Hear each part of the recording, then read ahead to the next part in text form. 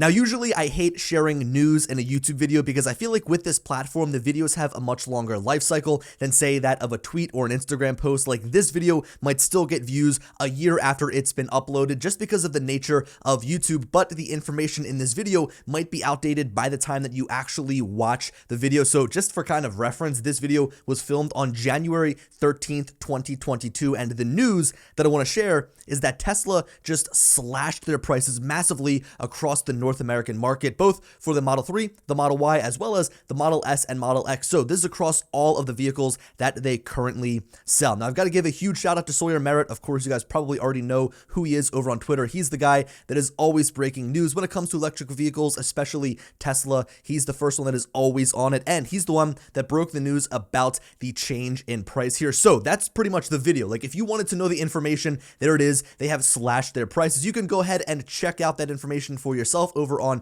their website, maybe if you're interested in purchasing one of their vehicles. But now what I want to do is go over some of the changes a little bit more in depth and share some of my thoughts, because I feel like this is such a massive change. Like with these change in prices, it's going to affect the stock. It's going to affect Tesla as a company. It's going to affect their owners, whether you already own one or don't own one. Like if you don't own a Tesla, you can now get in one for much cheaper. But if you do own one, like myself, my Model Y Performance, I now have a vehicle that I guess you could technically say is worth less because you can buy a newer vehicle for less. So my car technically just lost value. In fact, I did a manhunt through my entire photo album to try and find my purchase price of my vehicle and found this screenshot from July of 2020 when I ordered my Model Y Performance, showing the purchase price of $71,000. Now, my car is in the black paint color, and I also had a tow hitch added on, so I did have some additions there, but you could basically purchase the same vehicle now for like $13,000 to $14,000 less here in January of 2023.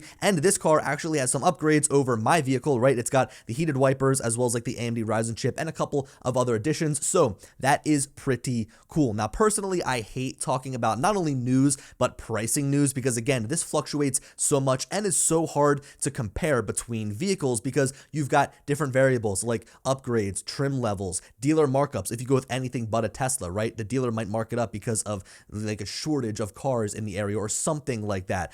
You also might have to deal with interest rates, right? A fluctuation in interest rates. Personally, I got a really great rate on my car back in 2020 when I took delivery of it because there was really good interest rates at the time. I got like 2.5%, but now you might not be able to get that same rate, meaning that your monthly payment might be the same as somebody. Look, it really does start to get in the weeds, but what I want to do is kind of go through the pricing here of some other EVs on the market and then get to Tesla's vehicles because I think it'll be interesting to kind of compare them now. So I've picked out a handful of EVs to kind of go to their website, check their current pricing here as of January 13th, and then we'll put them up here on the screen. So the Porsche Taycan, which is probably the most expensive other electric vehicle outside of what Tesla sells, starts at $86,700. Then we have the Polestar 2 coming in at $48,400. Then we've got the Mustang Mach-E coming in at $46,895. Again, these are like the base versions of the vehicles. This is like starting at price. We then have the Ioniq 5 that comes in at $41,450.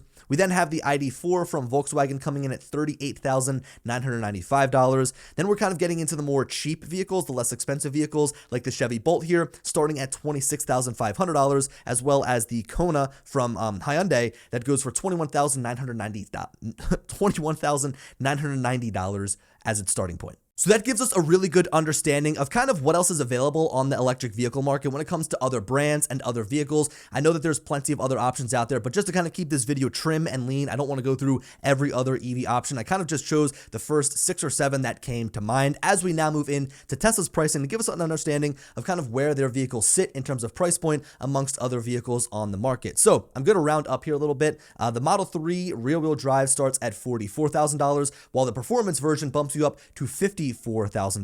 Then going to the Model Y, the long-range version goes for $53,000, while the performance version goes for $57,000. Now, the Model S dual-motor all-wheel drive is now priced at $95,000, whereas the Plaid version is $115,000. And then finally, the Model X, the dual-motor all-wheel drive is $110,000, while the Plaid version bumps up to $120,000. Now, I want to go back and reference Sawyer's tweet again, as he actually shows the price point of what these vehicles costed before this price decrease, and you'll notice that the percentage change is very significant. I mean, you look at, say, the Model 3 rear-wheel drive, sure, it's only about a 6.5% drop, but looking at other vehicles like the Model 3 Performance, the Model Y Long Range, the Model Y Performance, we've got upwards of an 18 to 20% price decrease, which is massive. Now, looking at Tesla's more expensive vehicles like the Model S, it's cool to see that now the entry version, the dual motor all-wheel drive, now goes for under $100,000. So the price dropped from 105 down to 95, and I think it's actually going to make this vehicle more appealing to people, not seeing that extra column of digits. I don't know, it's just kind of like a psychological thing, but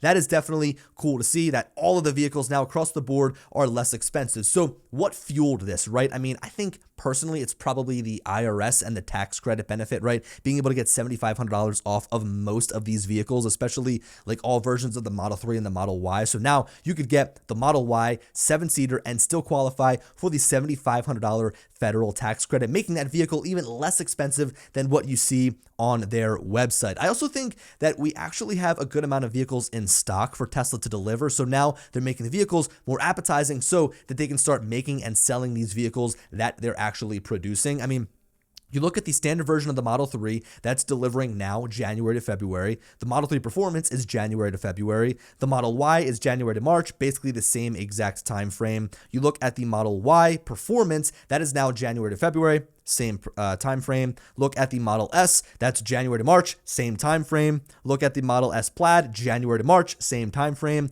Look at the Model X, we're pushing out a little bit to more like March, June time. That's for the standard or the dual motor all-wheel drive. And then the Plaid ships January to March. So these vehicles are ready to ship, they're in demand, and I know so many people that I've talked to after this price decrease that say, wow, I am seriously considering buying a Tesla now. So with that said, the next couple of weeks are going to be very interesting, seeing the stock price, the deliveries, the demand, maybe seeing some of these delivery times slip because more people are going to purchase these cars now that they are more affordable. I mean, these are some significant price decreases. So if you've ever wanted a Tesla, now is a great time to buy. Anyway, thank you guys so much for watching. Hopefully you're watching it as I've uploaded it, because if you're watching it a year from now, this is pretty much useless information as these prices have obviously changed by then, and we might actually have some more vehicles, which could be cool. But regardless, thank you so much for watching, and I'll catch you in the next one.